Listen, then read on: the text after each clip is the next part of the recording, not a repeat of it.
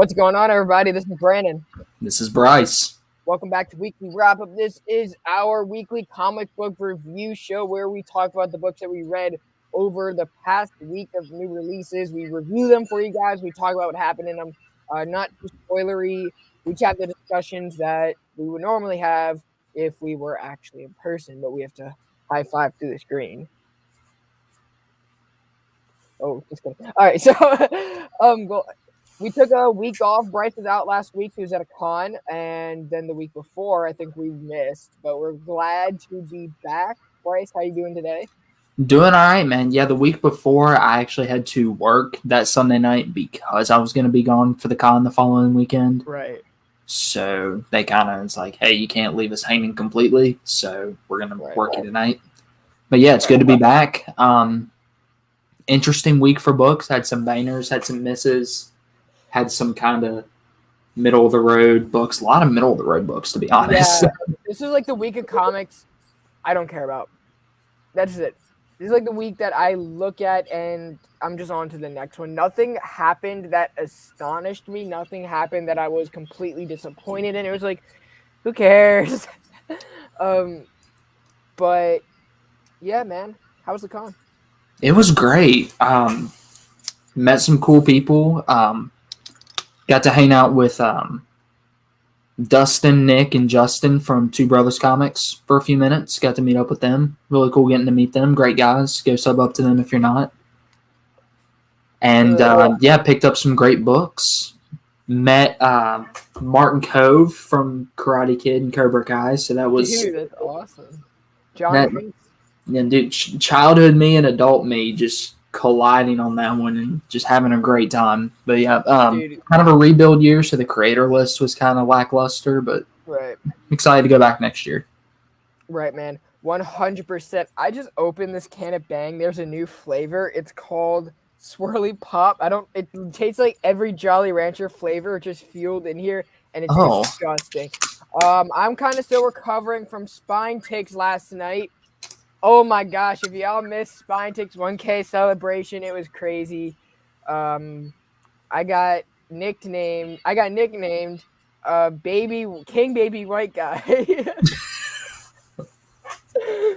There's a story to it. So they all thought I was Dominican, and when I was like, no, I'm white, and this person Aegis, they were like, well, I don't know your name. You're the youngest one here, and you said you were white, so in your comic, and you're like King, so King Baby White Guy. What's going on, Perry? How are you doing, my man? What's up, Perry? How you doing, man? Going on, Robin Station, my friend? What's going on? Oh, Sebastian, what's going on, man? Hope you're having a good Sunday too. Station, Missing Link, who you guys are going to be seeing a lot more of. Missing Link is embedded into the ComixKings brand. He is part of Mount Olympus, I guess, if we're going to put it that way. He was our missing link. Exactly. Let's get into the books. I want to talk about a book that came out last week, but I know John talked about it when he was substituting for Bryce. I read Blue and Gold, which was, I liked it. I know John he thought it was very meh. I very much enjoyed it. It's by Dan Jurgens and Ryan Sook. We're dealing with Blue Beetle and Booster Gold. They were like kind of live streaming. They're building up their kind of corporation. What is up, Tylax the Mighty? How are you doing? What's going on, man? Am I echoing, by the way? Are you hearing me? No. At least I don't hear it. Okay, because I heard myself echo. But wow, I don't remember too much what happened. But the art is fantastic. I think Ryan Sook's art is a treat. He did a great job on Legion of Superheroes with Bendis, so I was very much excited for this pairing. Anything that Dan Jurgens does with Booster Gold, which is his character, is fantastic. The dynamic between Booster and Blue Beetle is very comical, but it's also like a great showmanship of their friendship and how they're able to get stuff done.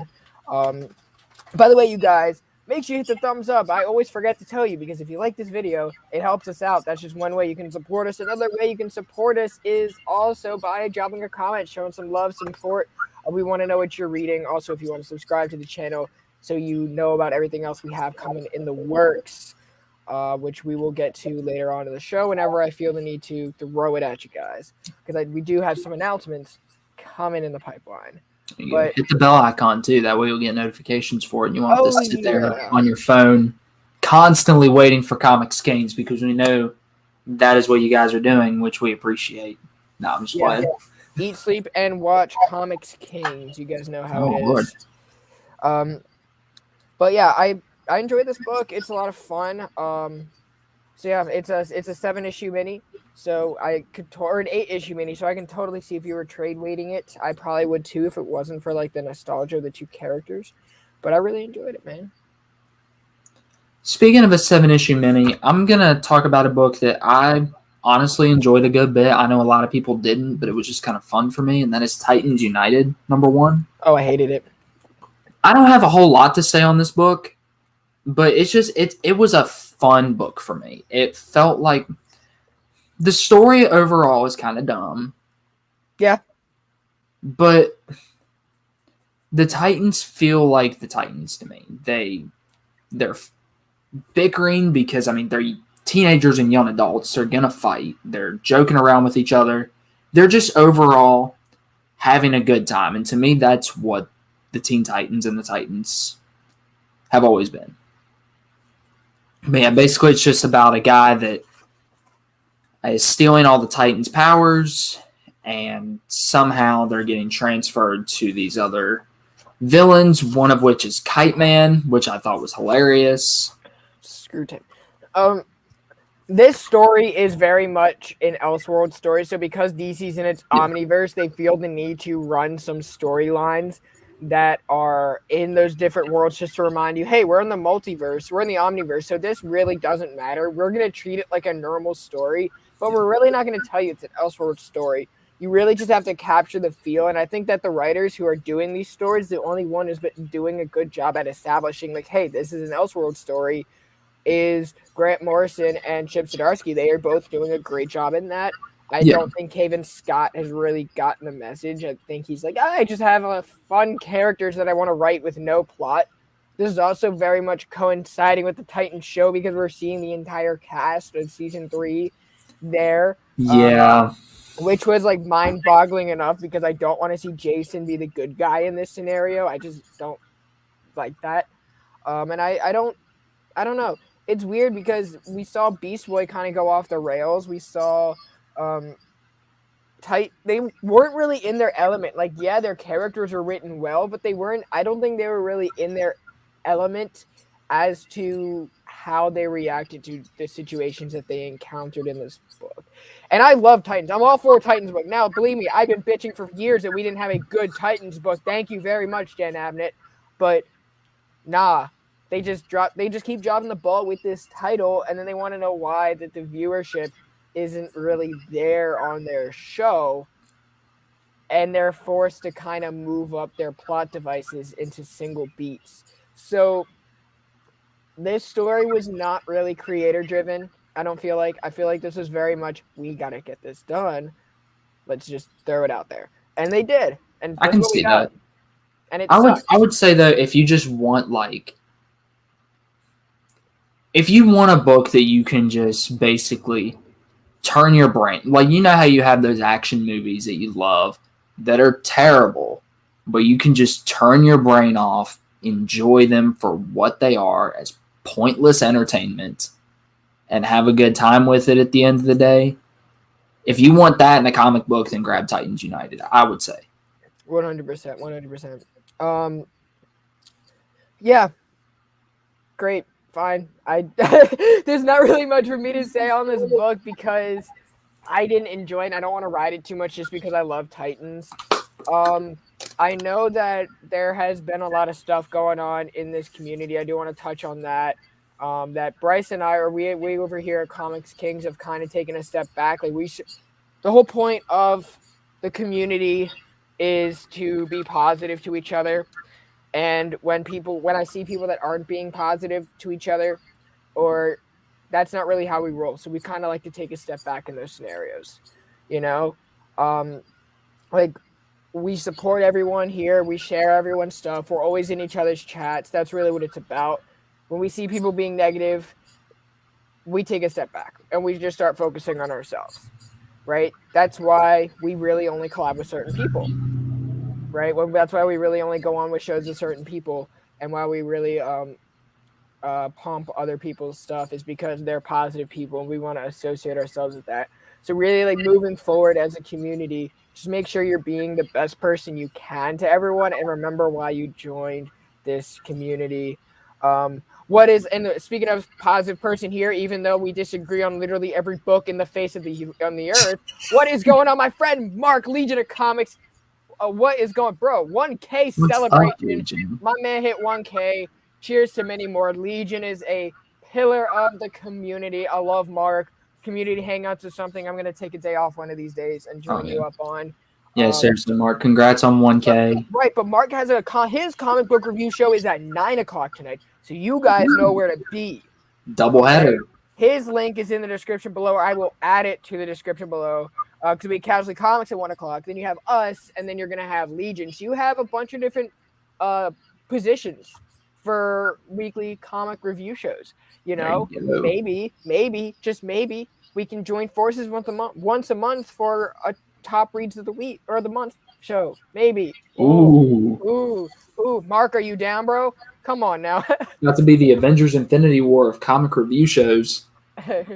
It's okay to disagree. You just have to remember it's just comics. Exactly. Yeah. Exactly. You know, just even if you disagree, you can do it in a way that's not "fuck you, man, you suck," blah blah blah. You can say "fuck you," but it's a different tone of. Well, yeah. That is what makes yours and Legion's discussions are entertaining in the group chat for sure. But yeah, you guys all do it like you both do it in good fun. That's what it's about, and it's art. It's all subjective. Right. And that's really what you got to keep in mind. And one day we will get Mark to enjoy an X-Men book. I just need him to read Messiah Complex because I think he would enjoy it. Mark, read Messiah Complex. Hey, I'll tell you what. I've liked X-Men, and I've been like more of a fan of like the movie side of X-Men. I haven't really gotten to the comics yet. But just a quick side note, I've been checking out the Claremont stuff recently. If you follow my Instagram, I made a post about it yesterday. Right. I'm full blown in love with the X-Men now. Yeah, our Giraffe, same with Giraffe. Oh yeah, it's amazing. I got no idea. Yeah, I got no idea how much I love Mark, even though we disagree on everything. But man, what else did you read this week, man? Oh, what else did I read? Wow. I read 2 Fantastic Four books. I do want to dive into the bigger one first, which, if you guys remember, John Romita Jr. came on the show to talk about it because he did the art in this. This is by Dan Slott and John Romita Jr., very good friend of the show. This is Fantastic Four 35. This is John Romita Jr.'s return to Marvel. And honestly, I thought that he would not have done that great of a job because his Superman was not that great. And he hasn't really been the John Romita Jr. from ASM, from the Bronze Age, from the classic John Romita Jr. that we all love and adore. But this Daredevil, you know, this was great. I loved it. I loved his art in this. I really did. So we're introducing this character called Scion. I'm not going to open the book. I know what's going on. We introduced this character called Scion, who's we're kind of building up to this whole Kang arc. Right, and we're building up to this whole event with Mr. Fantastic's father, and we're going to be running in with Kang. Scion is basically like a herald of Kang, or like one of his advisors. So we're running all of that, and we got a lot of Iron Lad flashbacks, which was fantastic, because it gave a great retcon to the Young Avengers, and it also gave a very great retcon to the Silver Age story that the Fantastic Four encountered with Kang as well. I recommend picking this up. We got a lot of great character development in Valerie. I think she took the biggest win from this book because we usually get overshadowed by all the drama going on with Franklin, but Valerie's character was so invigorating. It was great. And also her powers kind of are going to be helping her out in the long term of this book. This was much better than the other Fantastic Four book that came out that I do also want to touch on, Bryce, if you would like, before we switch over. But go ahead. I mean, I didn't even know there were 2 Fantastic Four books. We also got the Wizard in here, so that's always a treat. Mark, I do agree. You do have to appreciate his modern work. I love his art, and I wouldn't have had him on the show if I didn't. So definitely go check out that interview. If you guys missed it, it was only 30 minutes, so that's like 2 trips to the bathroom and back, you know.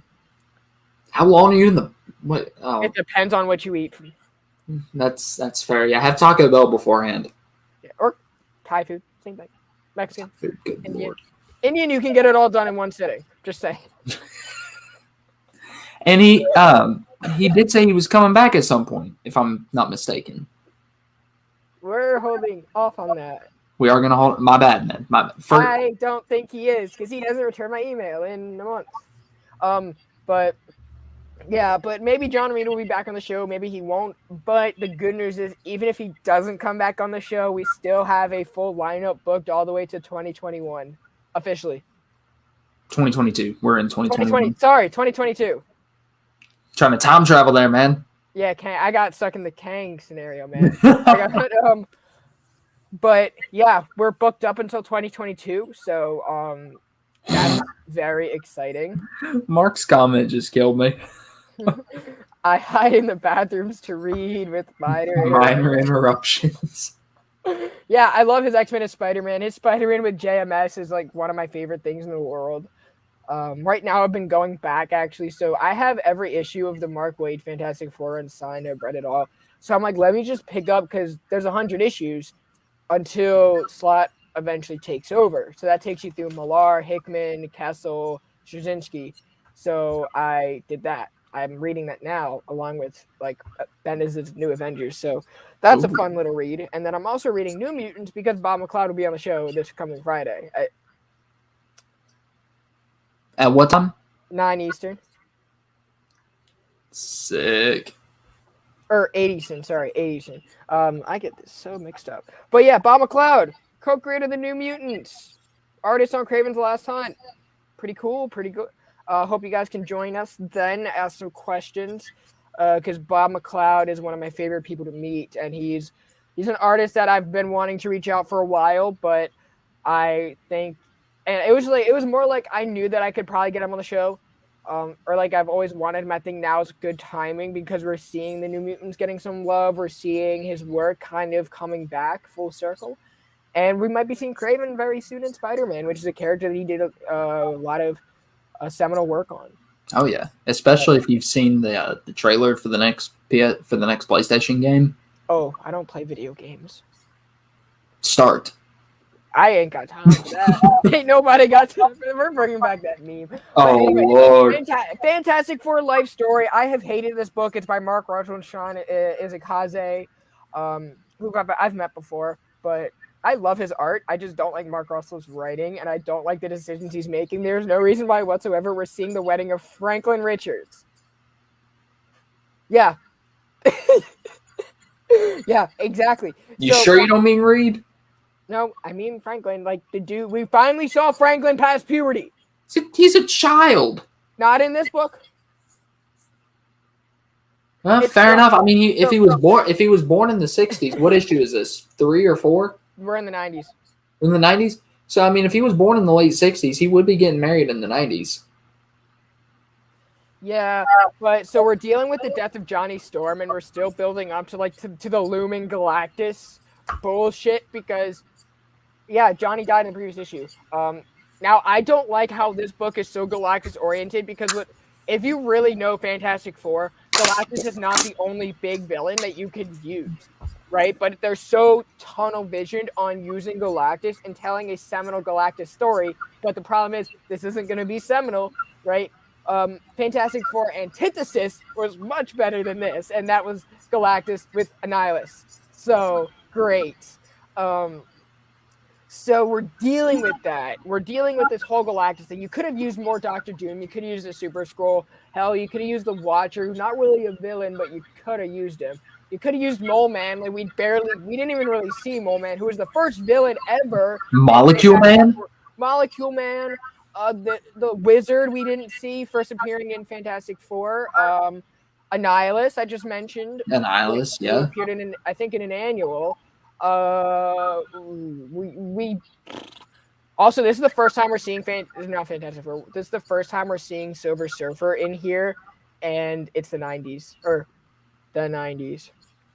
Now you see why I don't like this book? Yeah, me neither. But yeah, we're dealing with Ben is going out on a date. We all meet at the wedding, and the wedding gets interrupted, or the wedding's over, and Reed kind of ruins the wedding by saying, Galactus is here! So they go to space, and they meet Silver Surfer, and now we have to deal with it the next issue. Yep. I'm just ticked off that they killed Johnny. Yep. You don't kill Johnny. Yeah. You know how much humor you lose in that book by killing Johnny? All of it. I was like, this is bullshit. I was not happy in the previous issue, and I was like, I just don't like this book. Ben's funny in a dad kind of way, but Johnny's actually funny. Like Johnny just pokes fun at everyone. The new Hulk issue did not come out. I think it comes out next week or in a couple weeks. By It ends this month. It ends this month. That much. Yeah, I'm reading Immortal Hulk digitally. I don't need to really talk about Immortal Hulk to people because if you're reading Immortal Hulk, you love it. If you're not reading Immortal Hulk, you're not reading it until the hardcovers come out sporadically whenever they do. Yeah. So, or if you're like me and have 8 of the 10 trades so far and I'm waiting to complete the run before I go through it. Yeah, I'm reading it digitally and I'm on issue 48 just released, so I read that and it was fine. But like I said, there's nothing to really talk about it. Yeah, everyone loves it. If you're reading Immortal Hulk, it's great, yeah. And you don't need me to tell you how great it is because you already know. And at this point, I'm not going to convince you to go back and read it. That's, I was thinking about needs a major comeback. He's been, exactly. I would love to see what he's doing in Dark Ages. Holy crap, that's a story where you're literally destroying the Earth. What is Mole Man doing? Antithesis was not trash. Life stories are kind of like what I could see. I kind of. What else without the banner? The only Marvel you ever pull. So okay, you need to read more Marvel, Mark.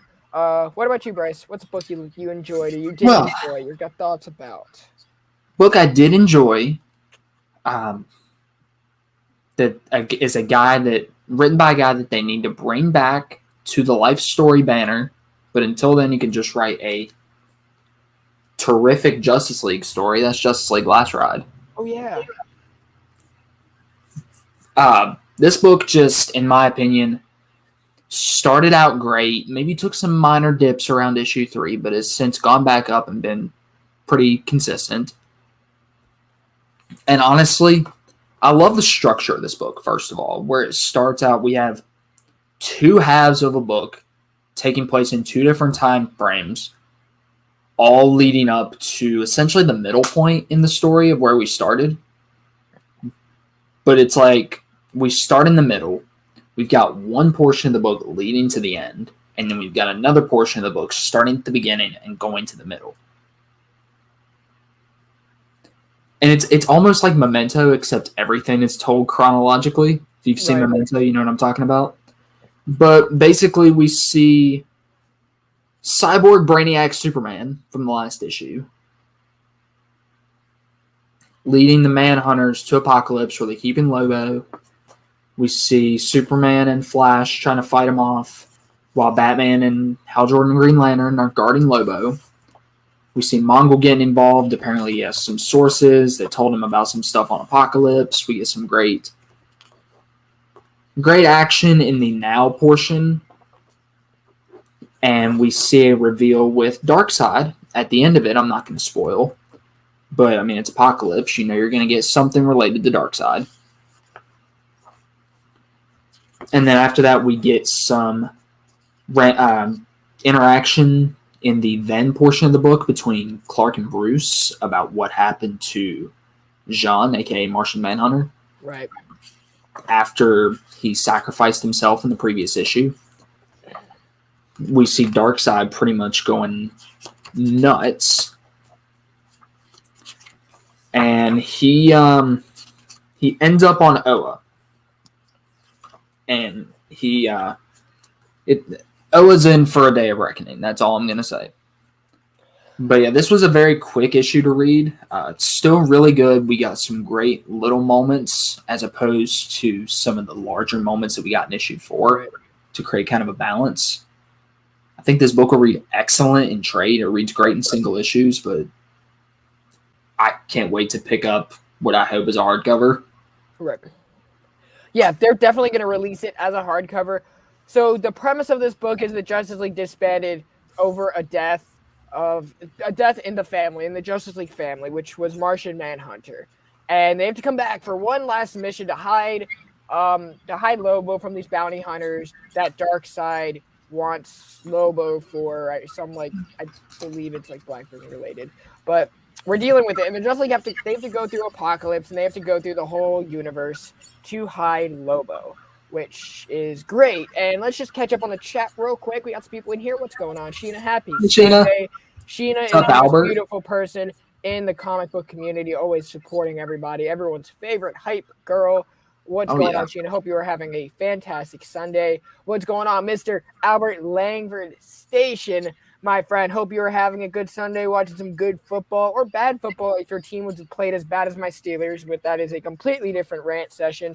What is going on, Fable Station? Fable. Make sure you guys go back, check out the Blame Fable show on Wednesday. It was a lot of fun. We were kicking it, talking about the Hawkeye trailer, talking about our new comics, just having a good time with Fable, hyping up the community.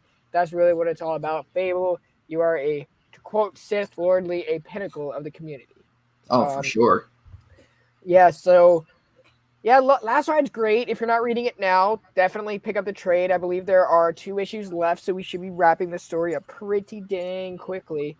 It is a fantastic book. The art by Manuel Mendoza is great. It has read pretty fast, which is unlike any other Zdarsky book, but he's very versatile, and I think he's really flexing all cannons that he has to fire in this story, especially with the way he's able to utilize a lot of different characters. It's a very simple story too. It reminds me, and I know I compare I compare comics to movies a lot here. I'm a big movie guy, so I automatically make the connection in my head. But have you ever seen the movie The Hitman's Bodyguard? You know me and movies. That's fair. If you guys know the movie The Hitman's Bodyguard, this is kind of what that reminded me of with Lobo.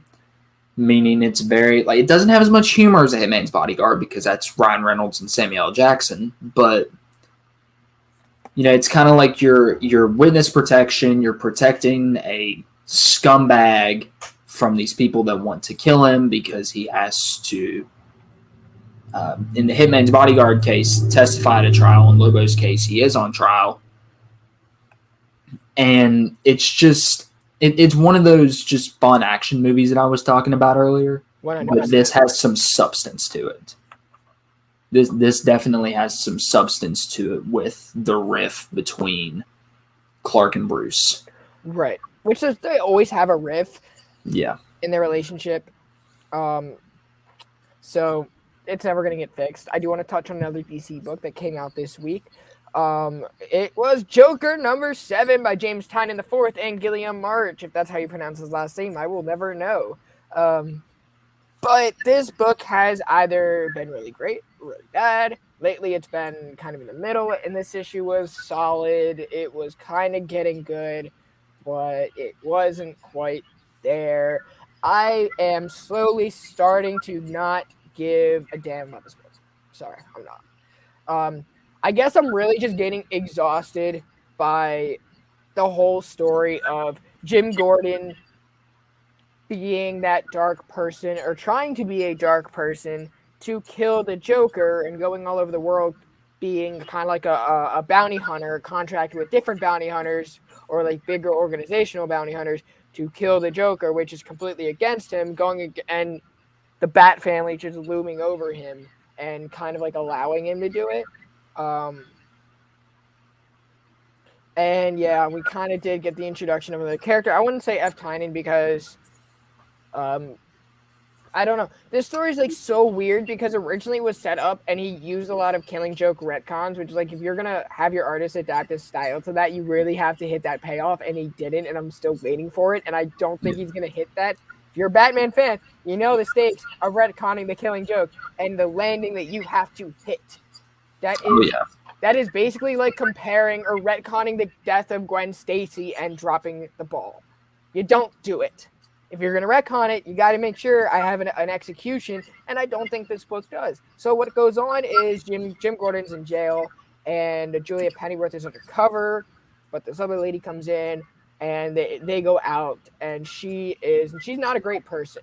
The Bat family is attacked by somebody, by Oracle, Stephanie, so spoiler, and Orphan. Well, Orphan later comes in, but Stephanie and Oracle, so Barbara, are attacked by someone in a Talon costume, but it's not Talon because they were able to feel pain.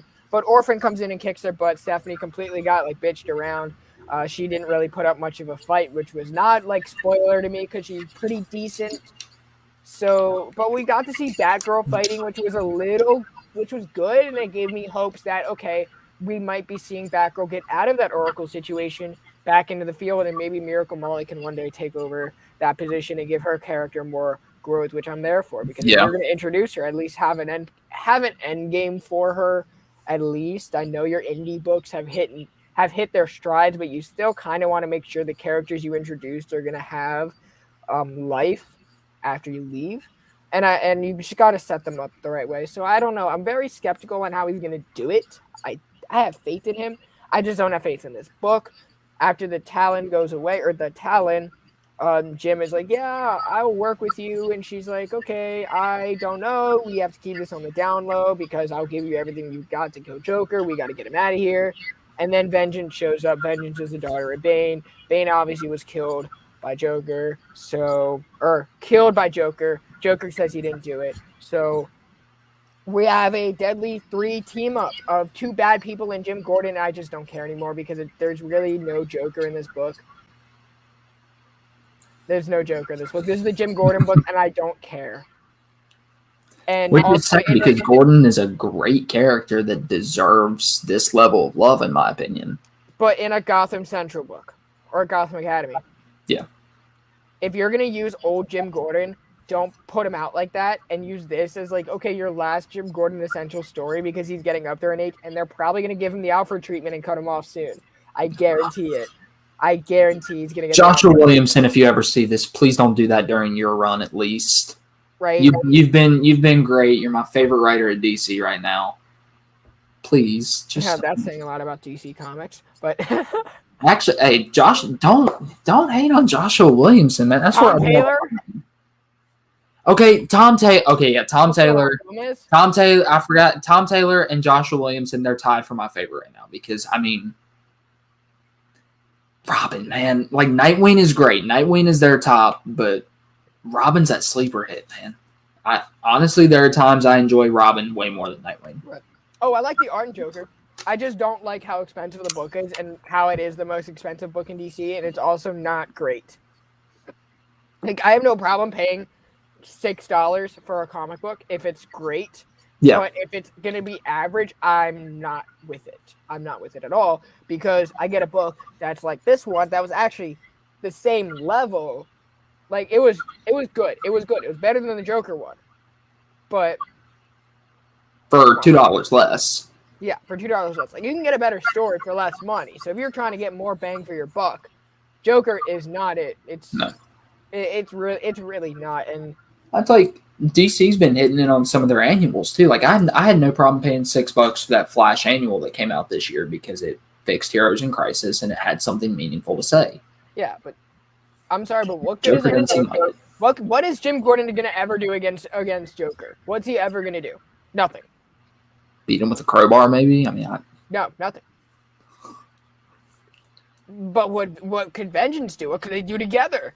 Who cares at this point? Because you're 7 issues in, you've done Joker, or like Jim Gordon Joker year 1, you've retconned the Killing Joke, and you're just not, and you're introducing yet more characters, and your timetable is kind of ticking with DC. So. Also, what is Punchline doing right now? Punchline's in jail. I was going to say, I'm not even reading Joker, but I just want to know, what is the deal with Punchline? She'll be back, and she'll be the villain in the Harley Quinn book, probably in winter, maybe 2022.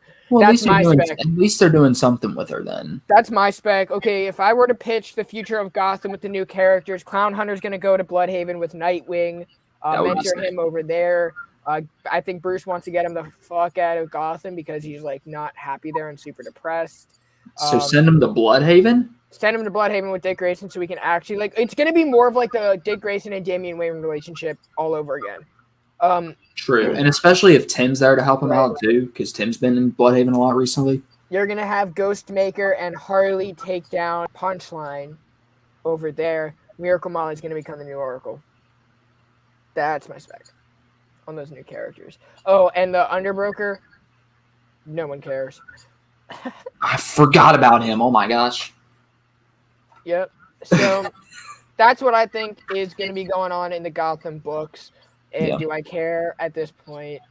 I just want a good story. And if you're going to introduce characters, don't throw them at us a year later and say, oh, yeah, remember where they were? Oh, in the back of the story you forgot to read, even though you paid $6 for the issue. Great. Which Batman has been a good book. The main Gotham books have been good. So like you would think after Joker War 2 that a Joker book would come naturally to Tynion. Yeah, but it's not Joker. That's the issue. Yeah, that's fair. It's Jim Gordon. They should have named this Jim Gordon and the Joker. And occasionally the Joker. Sorry. Jim Gordon and sometimes the Joker. Backup stories featuring the Joker. That's exactly what it is. You know, it's divided into 3 stories. You have Jim Gordon, 2 pages of Joker, and 10 pages of Punchline. Who cares? Spend $6. Spend $6. You get 3 stories, and none of them matter. While we're on a bit of a negative train, you want to just go ahead and get this one out of the way? Oh, you're gonna break my heart. No, fine.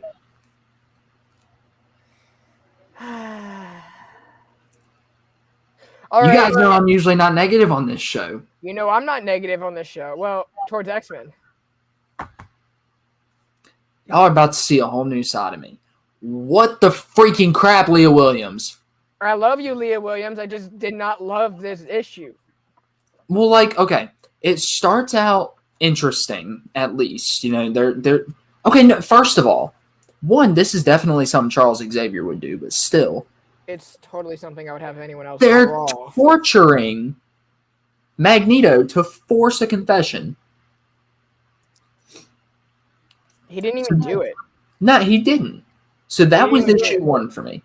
The best part of this book was their interaction with the Avengers. Yeah. And that was very limited. You have Iron Man. Iron Man was a straight up pervert.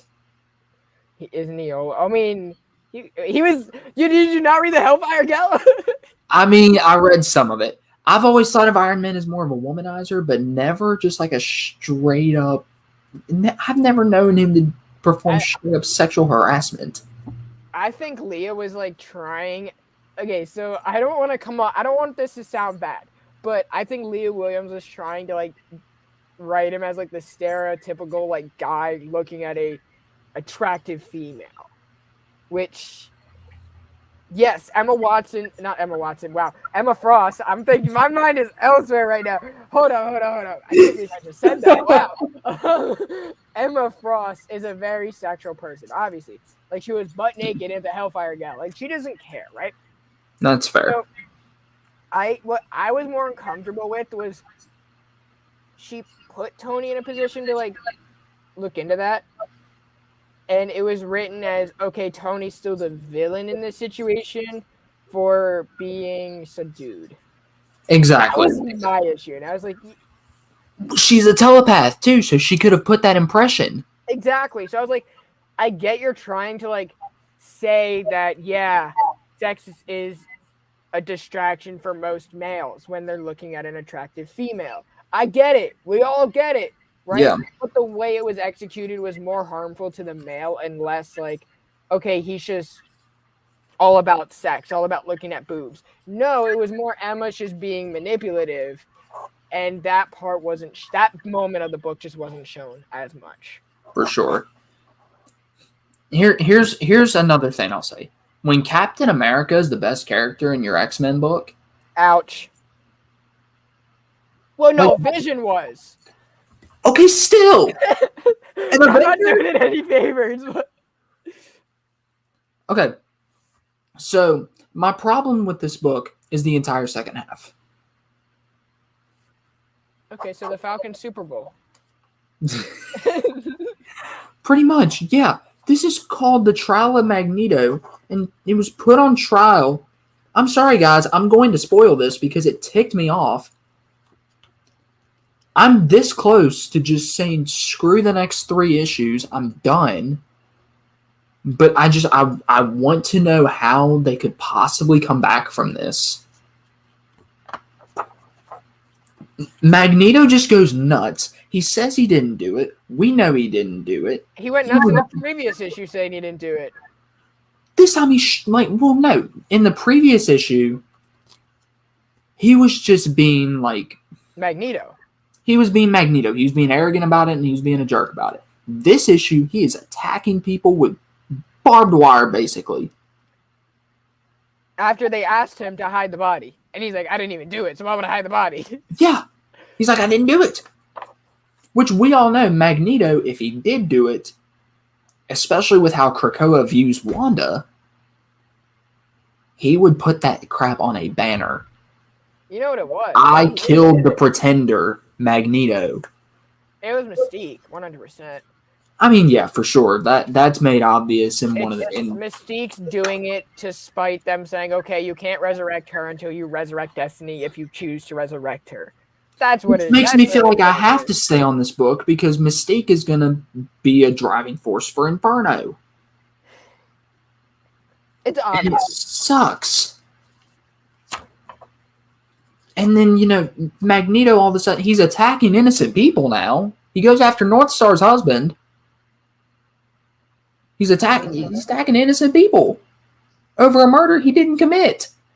Yeah, the only problem is, well, if you're relating it to Deshaun Watson's trial, the trial of Deshaun Watson, see, he did do it, but is he stopping? No, that's the only problem with that. And then Scarlet Witch shows up.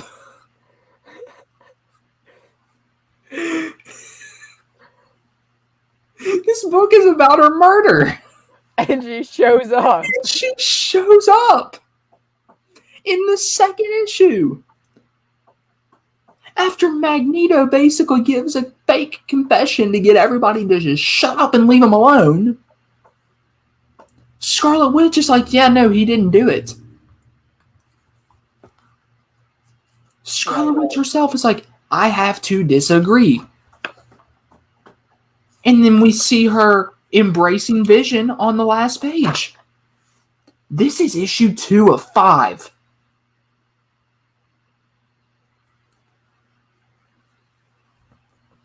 Sorry, my dog's like playing like. You're good, man. This is issue 2 of 5. The book is called The Trial of Magneto. He's being put on trial for the murder of Scarlet Witch. His daughter. His daughter. And then Scarlet Witch shows up and says he didn't do it. So not only do we have an eyewitness, we have an eyewitness from the deceased. You know who you sound like right now? Have you ever seen My Cousin Vinny? I haven't, but who do I sound like? Never mind. You got to see My Cousin Vinny. You sound like one of the lawyers in it. We have a confession from the woman he supposedly killed. Oh, Leah Williams is never coming on this show if she sees this episode. So unless... I don't know how you could explain that, honestly. I didn't like the art. I hated the art more than anything else in this book. Especially this page right here, featuring Jean Grey. First off, her costume. Okay, so Jean Grey's hair is not that thick, and it's like little things that like piss me off. First off, her hair's not that thick, and two, they were so focused on making her chest a priority in that little bit. And I was like, or in this issue too, when she was drawn, I'm just like, that's never been Jean Grey's costume. Yeah, who drew this? Lucas Wernick? Lucas Wernick, yeah, who's a good artist. To me, also, Edgar Delgado was the saving grace of this issue. Oh, yeah, the colors. Also, Cyclops' mask, his visor, which is all kinds of hideous, and Helen Keller could have done a better job. But oh, wow. I don't know. Cyclops was useless in this issue in general, so... Cyclops is always useless, so that's just not it. Watch it. I know, you're already ticked off enough. Cut the humor. I was giving somebody a hard time about that earlier. Somebody made when I made that Claremont post, somebody made a comment about Cyclops making these comments. That's how my favorite one was always like when he would say cut the humor whenever someone would make a mildly sarcastic comment. You know how I feel about Mr. Scott Summers. I know how you feel about Scott Summers. I love Scott Summers. He's no Kurt Wagner, but he's close. Or no, he's no Kurt Wagner, but I mean, I love Scott Summers. And I love Magneto too, and that is why I'm so hard on this, because Magneto is my favorite mutant. Right. And we get a book called The Trial of Magneto.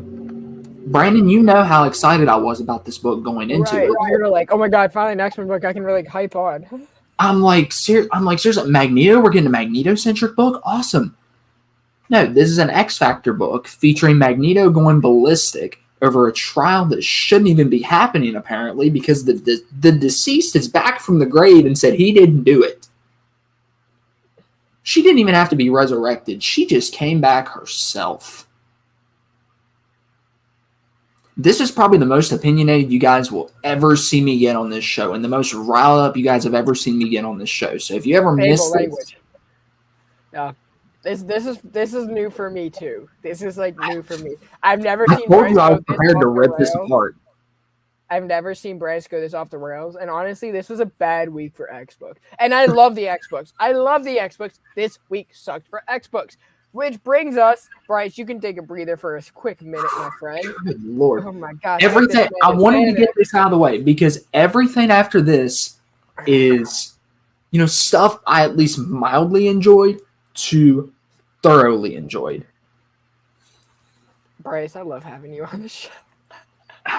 Fable, if you love seeing me riled up, I guess I'm going to have to stick on this book then. I've only seen Bryce this riled up one other time. That was last week when Aaron Rodgers shat the bed. There's a reason I like to keep my mouth shut a lot of times. This is why. I'm actually very opinionated in certain situations. I just have to watch myself. This show, you can be opinionated. I didn't know about it stopping you. Well, yeah, I mean... we can't both be screaming at the camera, though. It's all right. Would you just scream at Fable? Blame Fable. Blame Fable.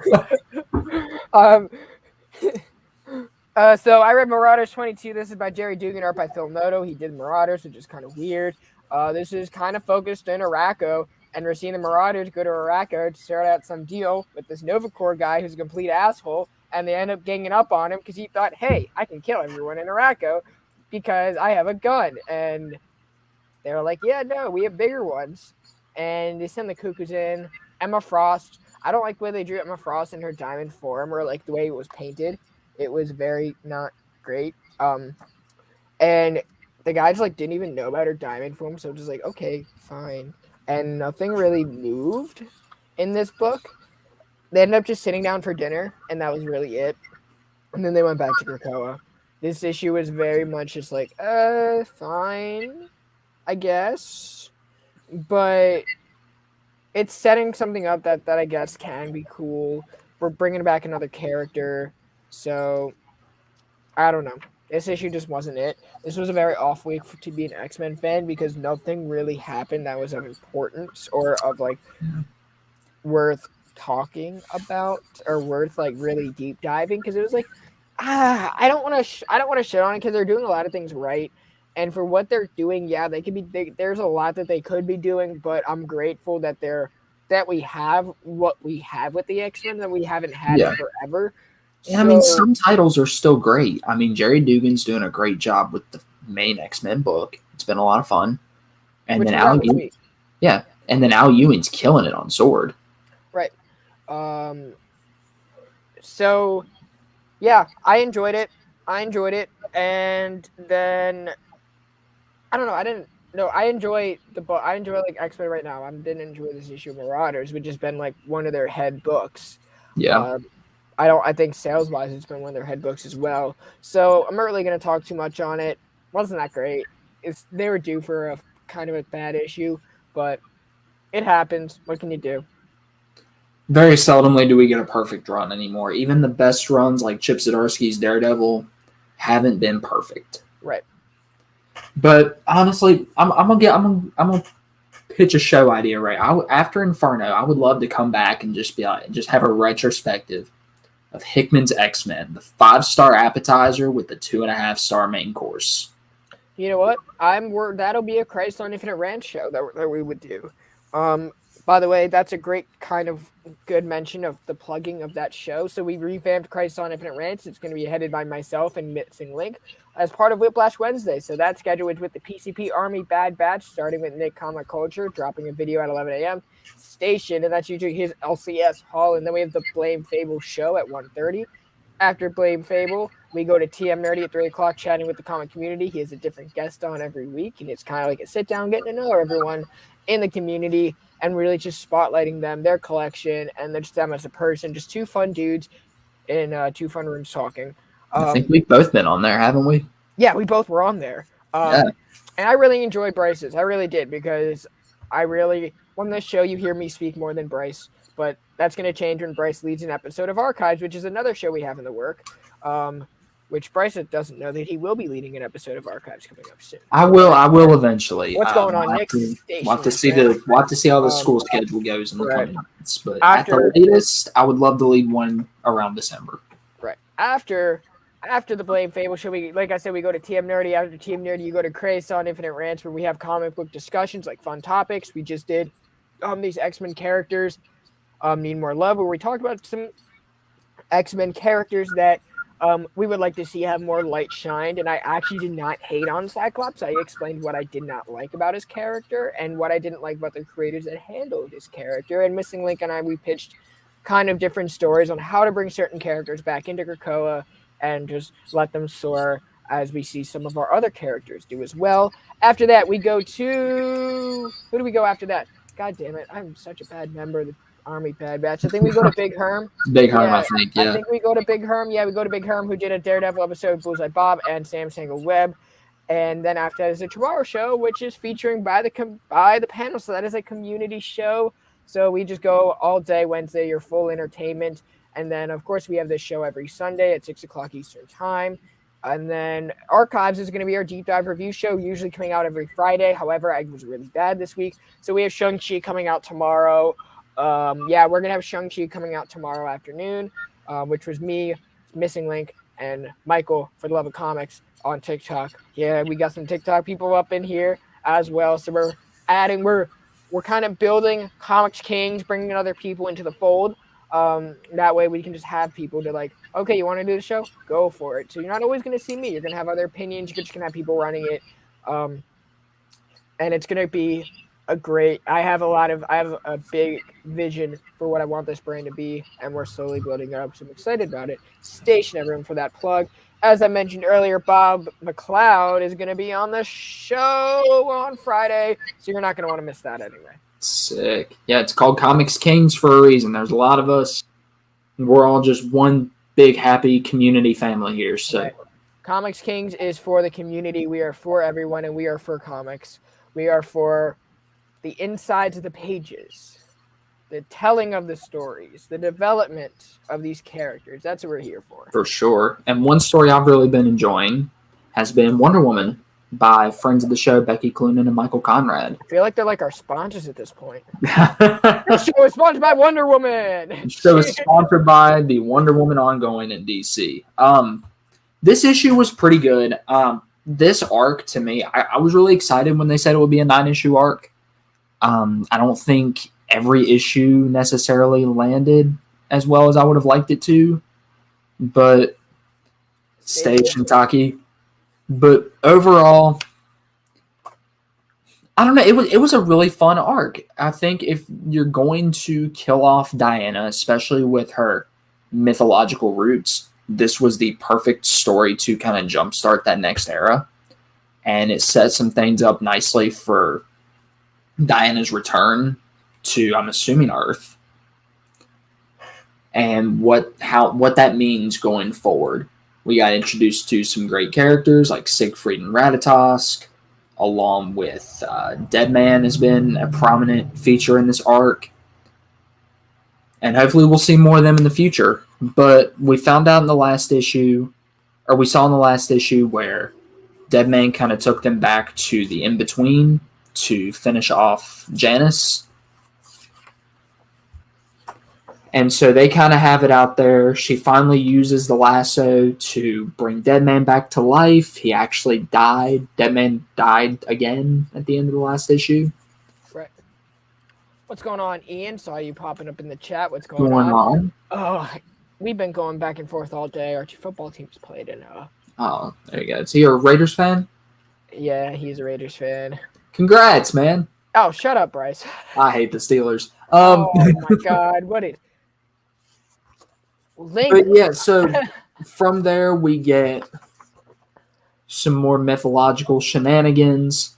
I'm assuming I'm not familiar with these people that showed up with like the threads. Are they new or have they been around before?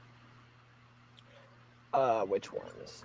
I didn't read the purple thread people held Janice up. I'm not too familiar with Wonder Woman as a character, just because I don't read a lot of Wonder Woman. This is like the first ongoing I've really been hooked into that I've been a part of in my comic journey, so I'm not too familiar. That's fair, but still, I really enjoyed them. They added like a mythological presence, right? And we get a twist in there involving a character from earlier in the arc that I thought made a lot of sense. Oh, was it Siggy? No, Janice, like Janice from Olympus. Gotcha. So we get that resolved. Zeus offers Wonder Woman a place back on Olympus. She refuses. Everybody gets sent back to their respective world and afterworld, and this arc ends in a happily ever after fairy tale fashion almost, which I thought was perfect for this particular story. And now we're getting Diana's return, as it's teased. Yes, Diana's return to Earth. Maybe team up with Yara Flor? Maybe. But there's a lot of Wonder Woman coming in October. There is a lot of Wonder Woman. You guys know, yeah.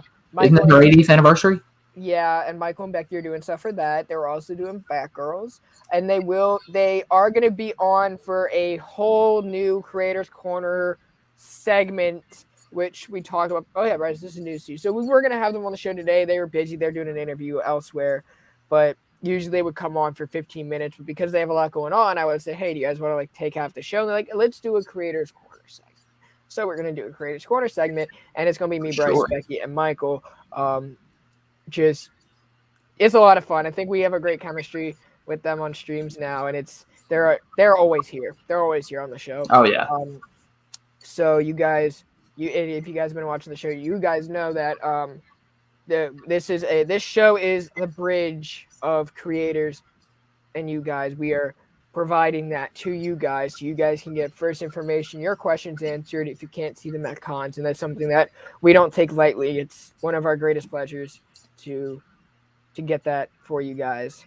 And they seem to love interacting with the chat too, so it's a way for you guys to talk directly to them too. Right. Not even just through us, but just have a direct interaction with them. Oh yeah, the lineup that I cannot talk about. So after Bob McLeod, we got Matt Fraction and Terry Dodson. After that, I'm waiting to hear back. So Gleason's going to be scheduled in October. Danny and Dan Wider is going to be scheduled in October. Phil Jimenez and Kelly Sudaconic are going to be scheduled in October. And now apparently Becky Cloonan and Michael Conrad, all in October, you guys. November, stacked. December, James Tynan and Joel Jones in December. Which, November, Russell Dodderman, and I believe Wills might be back then. I don't know. We'll see. Or maybe that'll be when John Romita comes back. But we're working that out. But I know that we are fully booked. And somewhere Tyler Kirkham is going to come on the show. So amazing. Well done, Brandon. You guys heard it first. Booked. It's insane. It's insane. So, and you're not going to find that anywhere else but here. You're not finding that anywhere else but here. So stay tuned to the channel. It's nonstop here. Nonstop. Tell your friends if you guys want to see your creators. Because even if, your favorite creator is not on the show, they will be, because we've been having 2-3 creators on a month, right? 2-3 creators on a month, right? In the span of since March. Oh, yeah. So that is. So you're gonna see him on one day. You're probably gonna see Todd McFarlane here one day. You're probably gonna see Jim Lee one day. You're probably gonna see Jack Kirby here one day. You never know. Stan Lee too.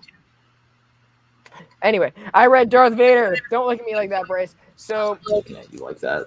As we know, at the end of Star Wars and War of the Bounty Hunters previous issues, Darth Vader had a lightsaber to Han Solo's what is it, carbonite thing, right? Yeah, that. And Luke flies away to draw out Darth Vader. Darth Vader has one priority. It's not Han Solo, but it is Luke.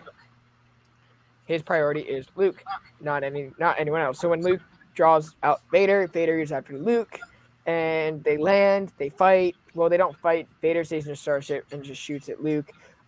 These repair droids kind of helped him out. We got that big, that hut that's like kind of cut. I forgot his name. The hut that's cut with the abs. Excuse me, Boku and Ochi have beef now. Boku has beef with everybody. Yeah, Boku. And then Ochi and this Umbaran get into a fight because this Umbaran was like trying to kill Vader, and Ochi's like, "Whoa, why are you doing that?" Yeah, Brandon is doing what? Seances, like magic. Oh, ta-da! I don't know what to say to that. Thank you, Station. So we're dealing with all of that, and this issue is more, okay, Luke gets to flex his yellow lightsaber, gets to fly away from Vader, draw him out, and it's basically, oh, you wanted to see what Vader was going to be reacting to? Here you go. It's not really important to the story, but we saw at the end of War of the Bounty Hunters that the Imperial shuttle that had Han Solo's carbonite was getting attacked by Jabba the Hutt's ships, and I guess blew it up, but so that's the big cliffhanger. We know that it's a stupid cliffhanger because Han Solo technically did not die because we saw him in the movie. Colin dead. That's just what we do, man. That's just what we do.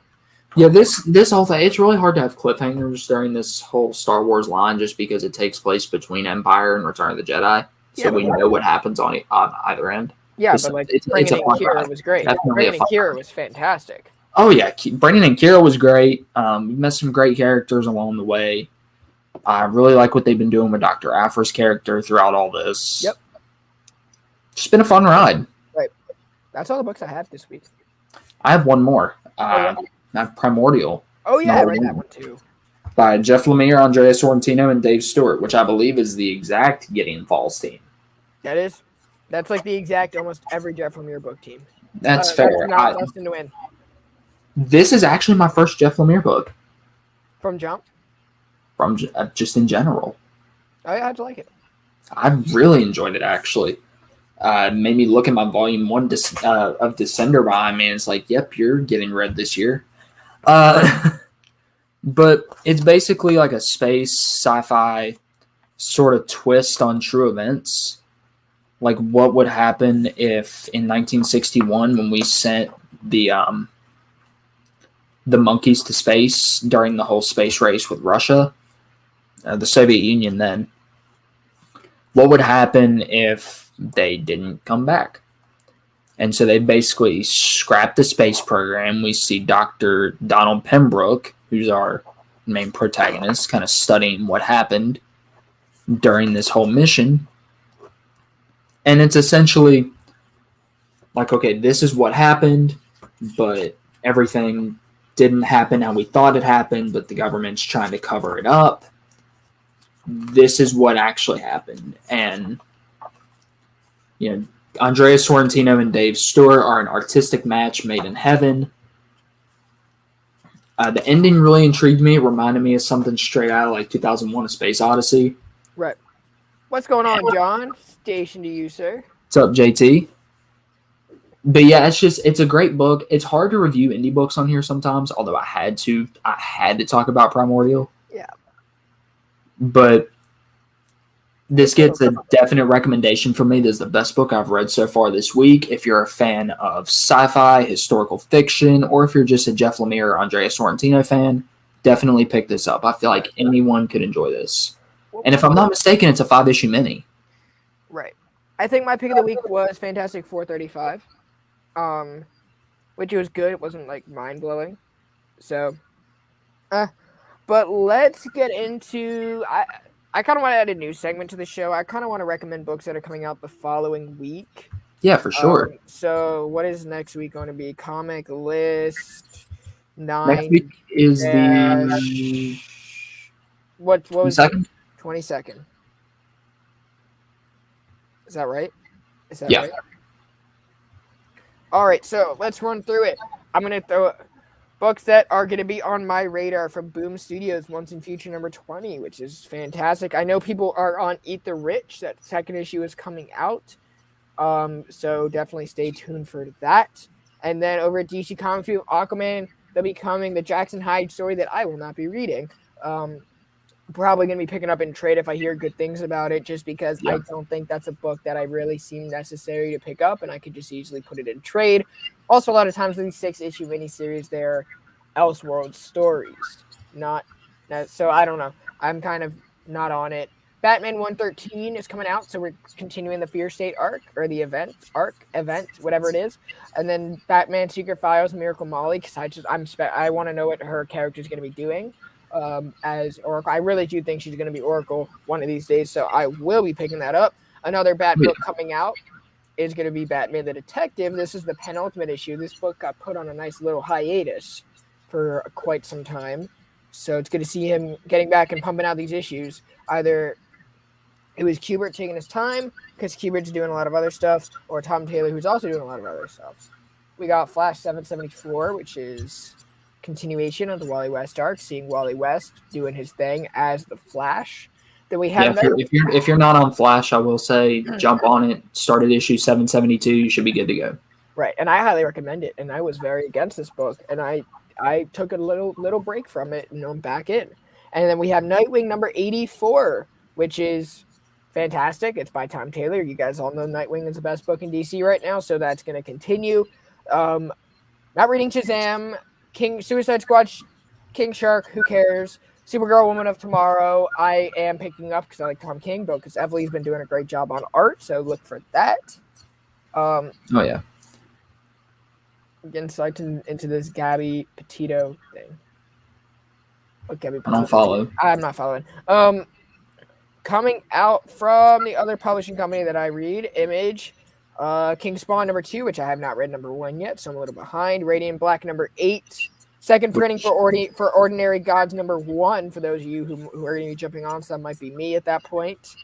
Because Ordinary Gods, the next issue comes out. Stillwater number 10 comes out, that was also on a nice little hiatus, if I don't remember. Okay, over at Marvel Comics, we have Alien number 7. So this is This is the beginning of the new arc that Philip Kennedy Johnson, great friend of the show, is going to be doing, and it's fantastic. I love this book. We have Death of Doctor Strange that Kari Andrews kind of touched on because he is doing the covers, and he said he had a lot to talk about that book, not just the covers, but like what's going on in the interior. So I know that book is going to be. I don't know. I have mixed feelings about it, but I'm going to check it out. It's going to be interesting. Jed McKay's doing a good job. Right, and it's by Lee Garbett, who's also fantastic. We have Fantastic Four, number 36. Wow, this is going to be a big week for me. Wow, my wallet's going to hurt after this week. It's a big week for me next week, too. Fantastic Four, number 36, which is Dan Slott, and the art, that was not what I wanted to press. The art is going to be by, I know they have a newer artist. The artist is going to be Nico Leon, so that name is slightly familiar. I just don't remember what he did off the top of my head. Gamma Flight number 4, which I am picking up. Guardians of the Galaxy number 18. So we're continuing the Last Annihilation arc or sub-event that is kind of expanding the cosmic side of the Marvel Universe. I know Bryce is very high on that book, and so am I. And then Moon Knight number 3 is coming out. Holy crap, this is insane. Wow. X-Men number 3. X-Men number 3, Sword Volume 1 is coming out. For those of you who did want to get on Sword and read that first volume is coming out, and it's at a pretty reasonable price for the page count at $18. So definitely hit up your LCS if you want one. It's worth it. Or did She-Hulk work? There you go. Thank you. And yes, thank you. Okay, that's why we keep missing Link around. Star Wars Bounty Hunters number 16. I'm reading. That's coming out. I'm not enjoying it as much as I am the other titles, but it's coming out. We said X-Men number 3, X-Core number 5. Wow. X-Men Legends number 7, and the Onslaught Revelation, which is going to be ending the Nightcrawler arc and doing I other am stuff. so hyped for Onslaught Revelation. So, Bryce is hyped for it. Awesome. I'm hyped for it. Because Way of X, I didn't include Way of X in my, like, these are the killer X-Men books coming out right now because it's basically over. Yeah. But when they inevitably release a trade with all 6 issues, go pick it up. Yep. Which this one will be collected in it because it technically is the same story. Yeah, it's the finale. It's the finale. But that is that, and that's going to be my pull list. That's basically what we're going to be reviewing next week. If there is a book you guys want us to discuss on the show, here are our thoughts. Let us know in the comments below. Let us know what you are reading, what you are enjoying. Archives, the next episode of Archives, we got Shang-Chi coming up tomorrow, and then hopefully on Friday or earlier, because I'm going to try to double pump it. We are putting out Death Metal, which will be led by Michael, which is going to be fantastic. And then following that, which we are currently in the works of reading and recording, is Young Avengers, and that will be led by Missing Link.